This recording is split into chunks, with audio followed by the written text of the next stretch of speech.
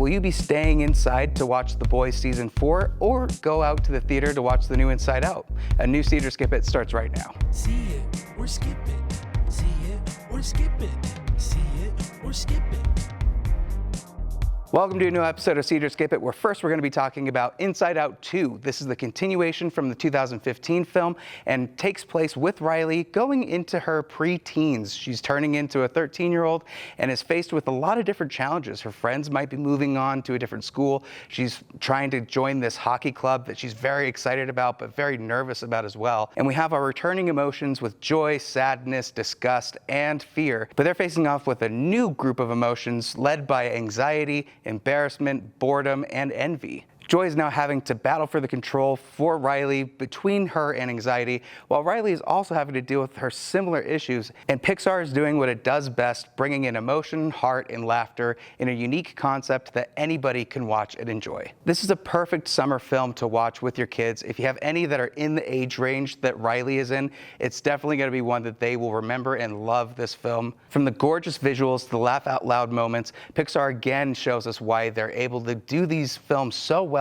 bring emotion and heart both to kids and adults, but also bringing in a unique story that goes in directions you don't necessarily see coming. There are so many inside jokes, especially when they go into Riley's mind. Much like what we saw with the first film, they're doing a lot of puns, a play on words, and the exploration of what a child's mind is like is done very well here. I love the world of Inside Out and how they explore the mind and how they explain it in the Pixar way that they do. I like how they mess with different animation styles in this, whether it's 2D animation, 3D, or in some cases, PlayStation 1 level graphics. It all adds to the story, really enhances everything, and are some of the best moments of the film. The balance in the story between following Joy's character and the other emotions, while also following Riley in the real world situations, is done so well here. They're able to balance it perfectly. They're able to make it seem like there's a lot at stake between both sides of this world, and when they come together in the end with the finale, really leaves you feeling completely fulfilled and satisfied and wanting to watch more. I don't want to spoil too much of the jokes because I can't do it as well as Pixar can, but I can tell you that this is definitely one that you should see in a theater, definitely for the beautiful visuals, definitely for the great story. Does it hit the emotional heights that the first Inside Out did?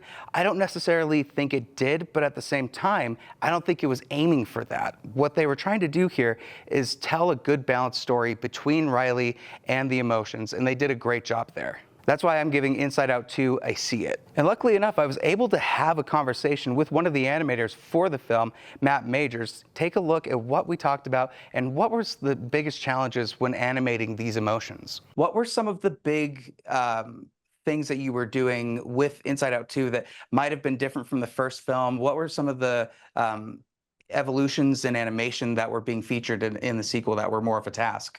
I spent almost my entire time on the movie animating anxiety.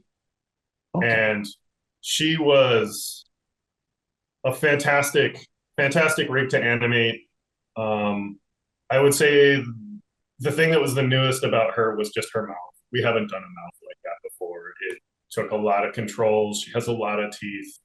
Like, her mouth had more controls in it than one of our normal characters has, and that was just for her mouth. So I'd say for her, that was without a doubt the largest challenge. Up next is the A24 film Tuesday, starring Julia Louis-Dreyfus as a mother who is coming face to face with death in the form of a shape-shifting, size-shifting, talking bird. If that premise didn't sound insane to you, just wait till you watch the movie. Her daughter Tuesday is getting close to the point where she's going to pass away. She's suffering from a terminal illness that's rendering her almost completely unable to move on her own. She has to have help and assistance pretty much in all of her life. So when this bird shows up, it's almost a welcome for her, and she does help this bird with a lot of stuff. The bird who represents death is dealing with a lot of inside voices of people wanting him to come and relieve them in a sense, whether it be emotional distress, depression, physical ailments, or just an accident that causes them to need to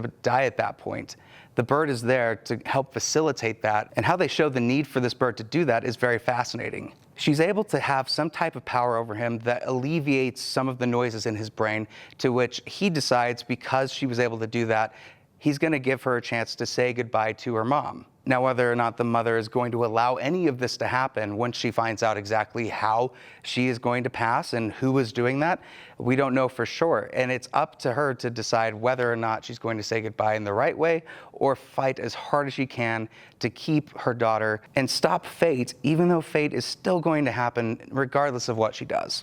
I love the premise of this film, and I love the way that it was written and directed. It almost feels like a fable in some ways, where there's moments that feel very raw and real, but there's other moments that almost feel like you're watching a poem being put to screen. This is an exploration of grief, an exploration of letting go to things that you have to at some point, and how to navigate moving on from the loss of somebody. And Julia Louis-Dreyfus delivers probably her best performance of her career. She's absolutely astounding in this, and definitely something that when it comes to award season, I will be making sure she's written in for nominations because she absolutely deserves it. An incredible performance. The chemistry she has with her daughter is so palpable and so real that by the end, you're left with tears streaming down your face and really a full heart, because not only did it make you sad in a lot of ways, but also makes you feel fulfilled and happy because of how well they were able to flesh out these characters and their moments together.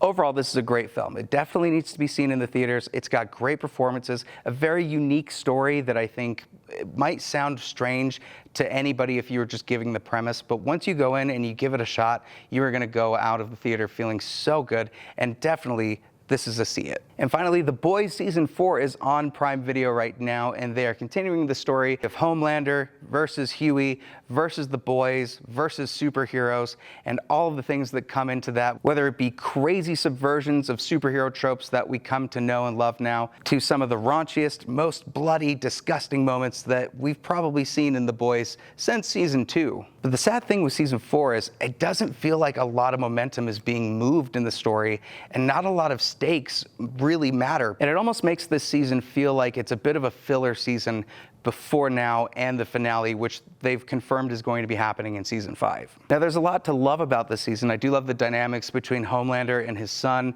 and how his son is seeing Homelander, as well as Butcher, who is kind of a surrogate father in some ways. I love seeing how Butcher is handling his mortality, but again, not a lot of stakes, because at the end of the day, at the end of the season, it feels like it kind of resets and we're back to square one again. The same bag of tricks are being used in Season 4 that have been used since the first season, and eventually they start to feel stale, and I wish they would have done a little more to flesh out moments and maybe subvert expectations that they've set themselves in The Boys. I still think there's a lot of humor, I still think there's jokes that land, and I do love these characters, but I want to see momentum, I want to see stakes, and I want to feel like they're not safe. So not the strongest for me. To me, I feel like Season 1 and Season 3 are the strongest The Boys seasons, but that doesn't mean that you should skip this one if you've been invested in this show. If you're just wanting to start with Season 4, which I don't know why you would, it's probably a skip it, but go see it. Tell me what you think as well if you've watched The Boys. I want to know your thoughts down below. And that about does it for this episode of See It or Skip It. Make sure that you stay tuned later this week, as we're going to be talking to the director of The Bike Riders, Jeff Nichols, as well as reviewing that and the Trigger Warning film that's out on Netflix,